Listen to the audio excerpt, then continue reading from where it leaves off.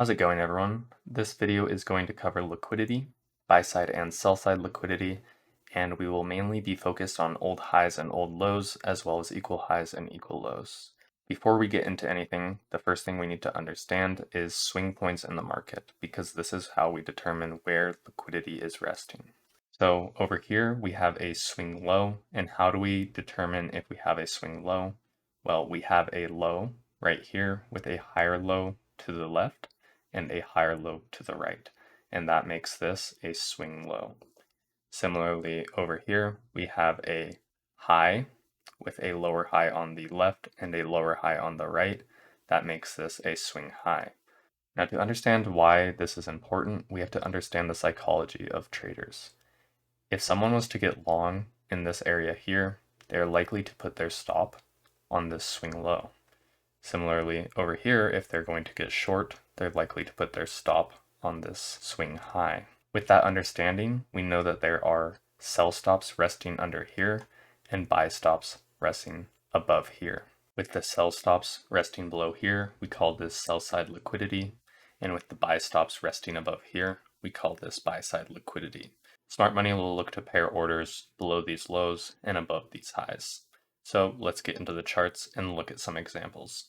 We are now going to practice identifying these swing points or buy side and sell side liquidity. So looking at this 4-hour chart here, where are the obvious highs and lows? Well, we have a low right here. This would be sell side liquidity because you notice we have a low with a higher low and a higher low on each side. We have a high right here with a lower high on each side. So this would be our buy side liquidity. Now, if you notice, what did we just put in? We put in another swing point because we have a high with a lower high on each side. So this would be considered buy side liquidity. Moving this forward, you can see price takes out this high. So now I'm not worried about buy side liquidity here, and it now moves to over here because we have a high with a lower high on this side, and I'm anticipating a new lower high on this side, right? So lower high here. Similarly, now we just took out this low over here, and now we have a low with a higher low on each side. Letting this continue and focusing on these swing points. Just put in a new one there.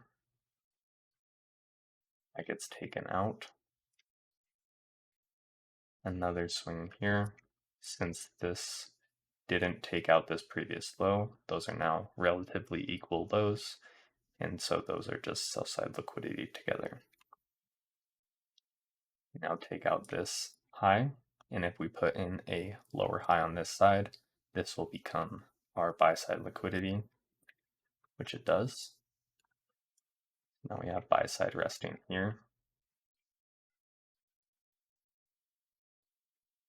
We take that out, and if you notice, we do put in a new swing low right here. But I'm going to focus on the really obvious highs and lows on the outside of the range. So there we go. We go reach all the way up to this high now. Now if we put in a swing up here, we will have new buy side liquidity, which we do. Now have buy side liquidity resting here.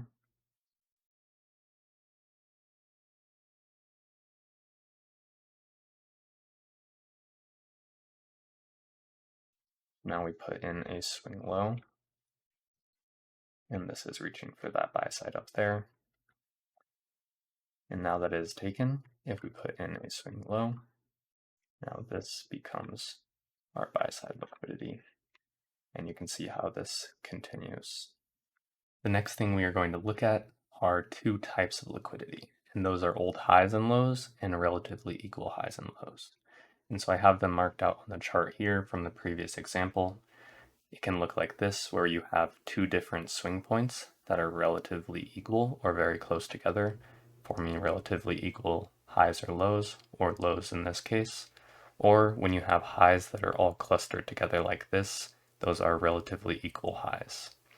These old highs and old lows just refer to a previous high or low, where a single swing point stands out like that.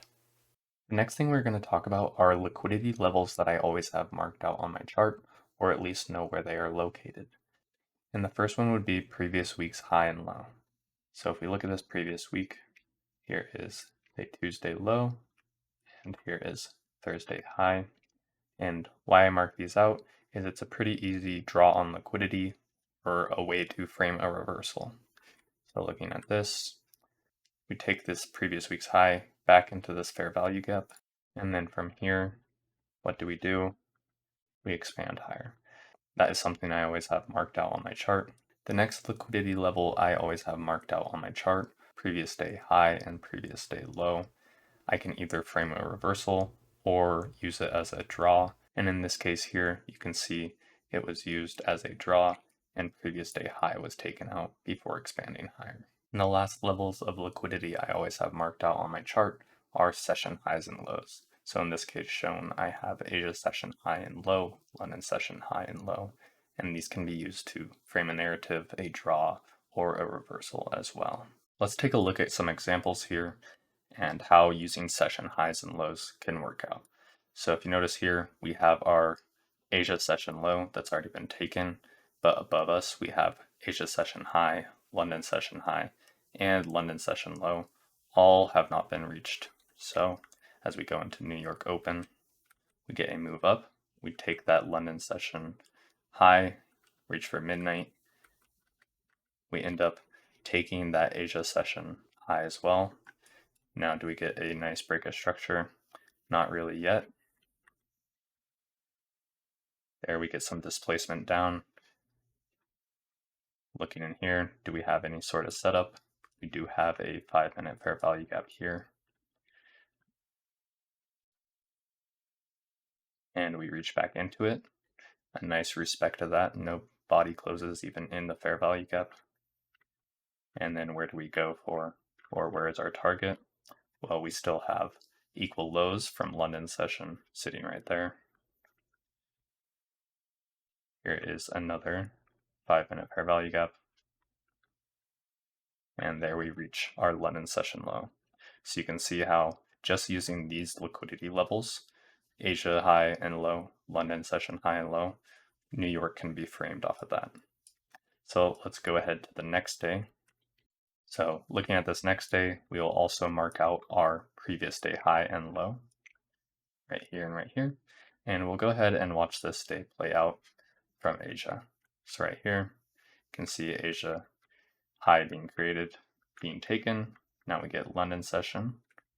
Let's see what happens. And there we go. So we take our London session low and Asian session low. No real displacement below here. Let's see what happens. We start to get displacement up. We have a 5-minute fair value gap here. See if that gets tagged. It does get tagged. Now where would I want to be targeting here? Well, either these liquidity levels here or London session high. London session high gets tagged. We base around midnight. No closes below. End up sweeping this low. Now, if we are going to go somewhere else, we've already taken session highs and lows, but what do we have? Previous day high and low.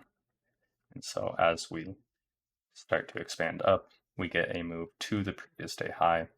So taking out that liquidity level, displacement over it, and then we continue higher. So hopefully that shows you how to use liquidity and what important liquidity levels you can mark out if you don't know what to mark out. The indicator used in this video is free, and I will link it in the description below.